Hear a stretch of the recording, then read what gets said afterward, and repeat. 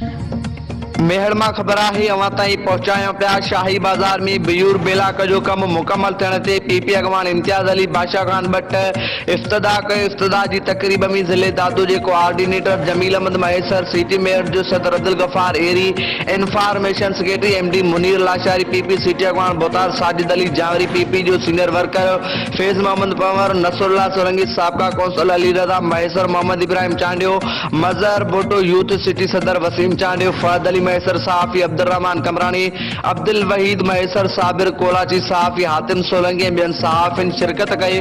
उन मौके ते सेठ मंजूर अली कुंबर, ज़ाहिद हुसैन कुंबर, सेठ दिलीप कुमार, सेठ शान सोलंकी, सेठ नसरुल्लाह भुट्टो, सेठ अमीन भुट्टो ऐं ॿियनि दुकानदारनि इम्तियाज़ अली बादशाह खान भट्ट ऐं सीएमओ म्यूनिसिपल कमेटी मेयर दरपान अबड़ो खे अजरक उडाया, गुलनि जा हार पाराए, बेयूर बिलाक ठाराए। ॾिण ते थोरा मञा दुकानदार इम्तियाज़ अली बादशाह खान भट्ट के शहर जे घिटिन जी विज़िट कराए कुछ रहियल घिटिन लाइ चयो।